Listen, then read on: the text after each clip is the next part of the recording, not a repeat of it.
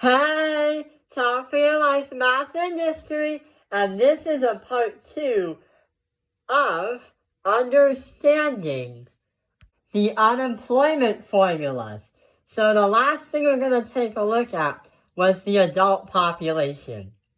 So in the last video, we've been looking at the two countries, the Union of Taiping, which is a fictional country, and Japan, which is an actual real country. So we've looked at the unemployment rate, labor force participation rate, and how much the labor force is. So let's kind of understand and review what those are by writing them down. So one, we already understand that the labor force is going to equal the employment of people plus the unemployment of people. But we have to understand the number of those people. The second formula was the employment rate. And that meant it would be the number of unemployment, divide that by the labor force, and multiply that by 100. The last thing we looked at last time was the labor force participation rate. If you gather all the people in the labor force, and also if you gather the adult population, what it's saying is, out of all the adults right here, how many people actually have a job? And how many people are actually working? So that's why the formula yesterday we learned about was the labor force, divide that by the adult population, and that is going to multiply by 100, so we are able to get a percent.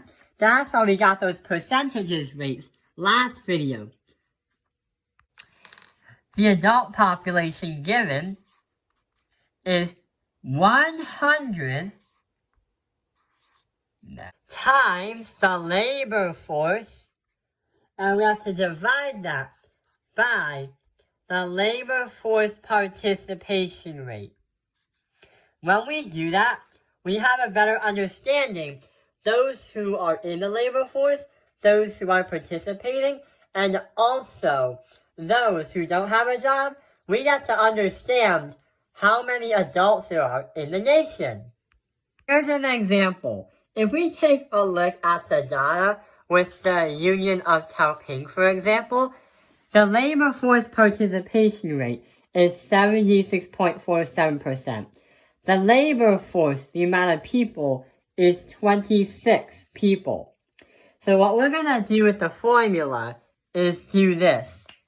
For the Union of Taiping, we're going to say the adult population is going to equal 100 times 26, and we have to divide that by 76.47%. When you do that, you're going to get an answer of 34 adults in the Union of Taiping. If we take a look at Japan's